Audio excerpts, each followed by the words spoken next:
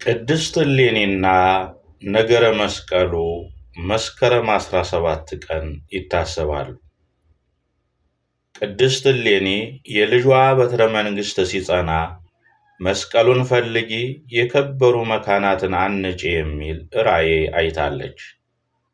ከሮም መኳንንት ጋር መክራ ልጇን ከሌሊቱ 6 ሰዓት እስከ ጠዋቱ 3 ሰዓት ድረስ በትጋህ ሌሊት እንዲያድር ከ3 ሰዓት እስከ 6 ሰዓት በዙፋኑ ተቀምጦ ሳያዳላ እንዲፈርድ ከ6 ሰዓት እስከ 9 ሰዓት በጸሎት ፈጣሪውን እንዲጠይቅ ከ9 እስከ ዕርበተ ፀሐይ ታላቅ ግብዣ እያደረገ ከነዳያን ጋር እንዲደሰት በመምከር ሃይማኖትን ካስተማረችው በኋላ ወደ ኢየሩሳሌም እንደምትሄድ ነገረችው። ውእቱኒ ፈነዋ ሀበ ኢየሩሳሌም ምስለ ብዙሃን ሰራዊት ይላል። ብዙ ሰራዊት ሰጥቶ ወደ ኢየሩሳሌም ልኳታል። አብረዋት ወደ ኢየሩሳሌም የወረዱት ሰራዊት ብዛትም 30,000 ታንከኞች፣ 30,000 ፈረሰኞች፣ 30,000 ብረት ለበሶች፣ 30,000 ሰይፍና ጦር የያዙ ሲሆኑ ወለባይዳንሰ ሰራዊት አልቦሙ ሁልቁ ከመ ከዋክብተ ሰማይ ወከመ ሆጻ ዘድንጋገ ባሕር ብዙሆሙ እንዲል። ሌሎች ሰራዊት ብዛታቸው እንደ ሰማይ ከዋክብት እንደ ምድር አሸዋ ነው ይላል።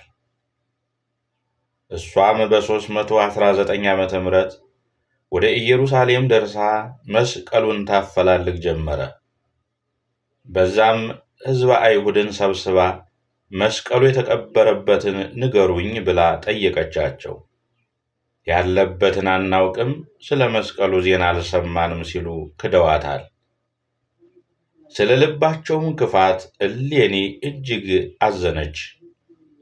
በወታደሮቹም ሕዝበ አይሁድን አስቀርባ ብትጠይቃቸው ኢነአምርህንእነ ዘኮነ ወይምንተኒ አበዊነ ይሰቀሉ ሰባ ወመስቀለሂ ይቀበሩ ውስተ ምድር አሉ። የምናውቀው ነገር የለም፣ አባቶቻችን ሰውን አልሰቀሉበትም፣ መስቀልንም አልቀበሩም ብለው መለሱላት። ከዚህ በኋላ በኤልዳ ምድር አቅራቢያ በሚገኝ ታላቅ ገደል ሰራዊቱን አዛ አስጥላቸዋለች።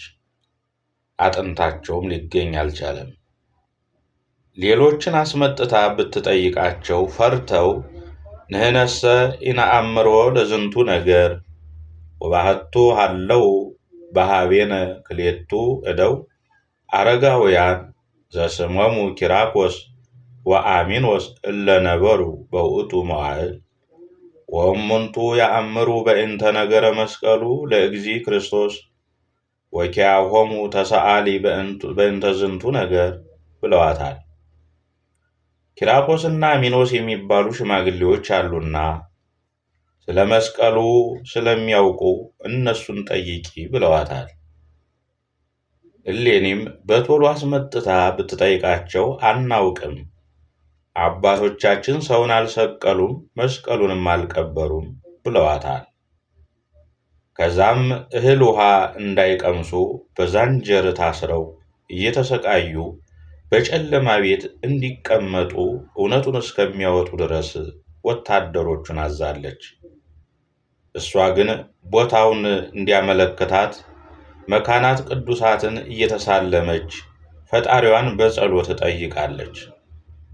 በጎልጎታ ድንኳን አስተክላ ከምግብ ተከልክላ በሐዘንና በለቅሶ አጥብቃ 40 ቀን ትጸልይ ጀመረ። ፈጣሪ ጸሎቷን ሰምቶ ቅዱስ ገብርኤልን ልኮላታል። ቅዱስ ገብርኤል ወዳለችበት ደርሶ ባረጋጋት ጊዜ እሌኒ መስቀሉ ያለበትን ንገረኝ አለችው። እጹብ ነገሩ በእንተ መስቀሉ ለክርስቶስ ብሏታል። የክርስቶስ መስቀል ነገር ድንቅ ነውና እንድነግርሽ ግን አልታዘዝኩ።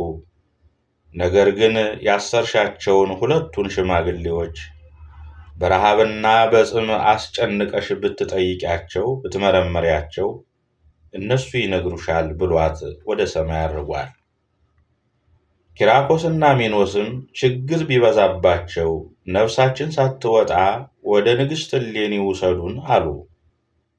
በአልጋ ተሸክመው ከእርጅናቸውና ከድካማቸው የተነሳ ከፊቷ አቁመው ብትጠይቃቸው ኪራኮስ እኛ ታናሽ ሳለን ከአባቶቻችን አባቶች እንደሰማነው በቀራንዮ እንደሰቀሉትና ገቦታ በተባለው ጎልጎታ መስቀሉን ቀብረው የቤት ጥራጊና ጉድፍ እንዲጣልበት አድርገው 500 ክንድ ተራራ ሆኗል።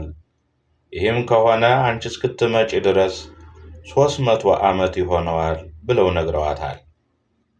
እሌኒም መስከረም 16 ቀን ደመራ አስደምራ በአባ መቃርስ የኢየሩሳሌም ኤጲስቆጶስ ጸሎተ ቡራኪ ያስደርሳል።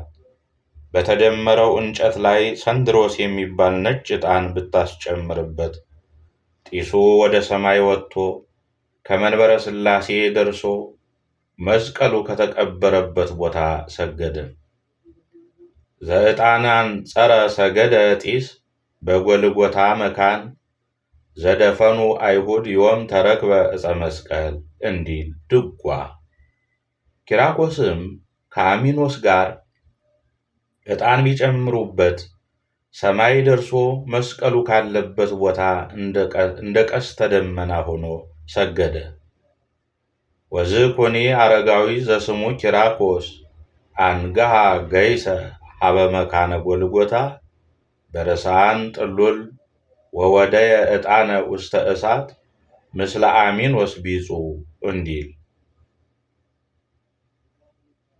መስከረም 17 ቀን በጥቆማው መሠረት ቁፋሮ አስጀምራለች።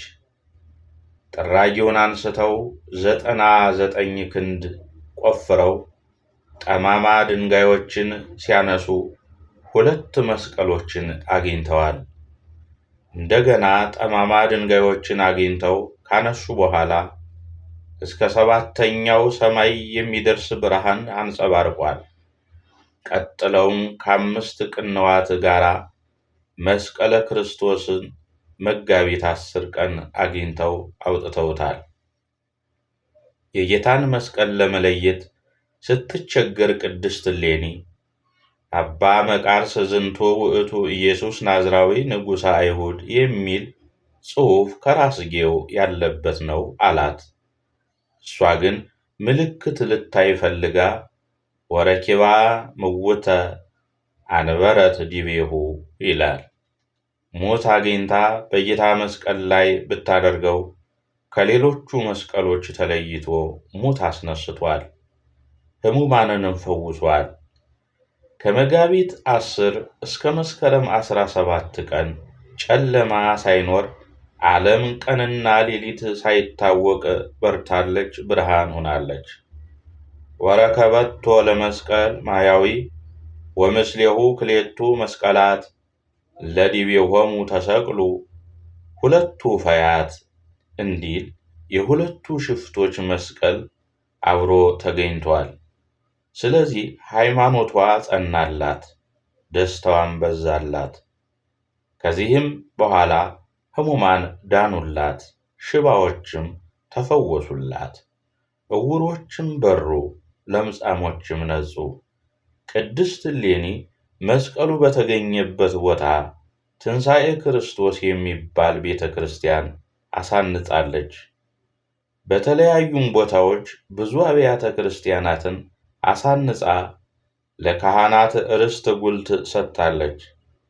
ከዚህም መጋቢት ጾም ስለሆነ ቁፋሮ በተጀመረበት መስከረም 17 ቀን በደማቅ ሁኔታ ይከበራል። ክቡር መስቀል ከመሬት በዕጣኑ ጥቆማ መውጣቱ፣ ታምር ማሳየቱ፣ ዓለምን በብርሃን መሙላቱ